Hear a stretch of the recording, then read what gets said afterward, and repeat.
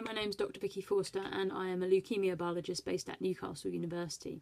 As well as my main work, which looks at leukemia genetics, so mainly why people get leukemia in the first place, I'm also very interested in survivorship from childhood cancers, based on my own experience of childhood leukemia about 20 years ago.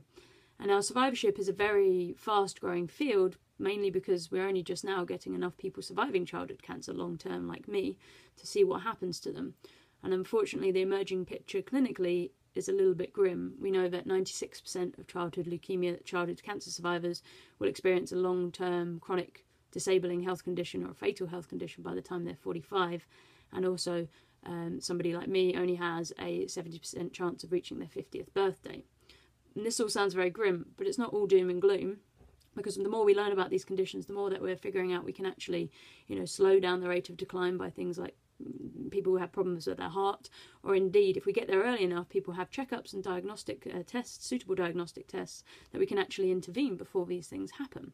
But we have a really big problem both here in the UK and all over the world, in that we've lost contact with a lot of our long-term survivors. So people like me who were treated maybe 10, 20, 30 years ago, they don't engage with specialists anymore. They don't even go to their GPs, might not even know what has happened to them in the past. So it's very, very difficult to actually get them to get the diagnostics they need, the checkups that they need to avoid these problems or minimise their risk of these problems. And I was on a British Science Association media fellowship funded by the Wellcome Trust last year at the Times newspaper. And I wrote a story for the Times essentially saying what happens to these children, and when their cancer journey is over, it's kind of just the beginning, unfortunately. And I got so much feedback from the general public and also survivors themselves saying, look, we had no idea. And the problems of this are twofold. One is that people are not looking after their own health in a way that's specific to what they've gone through. And secondly, scientists aren't able to do studies on people. It might need something very simple like a blood test and 100 people giving a blood test, but we can't contact these people.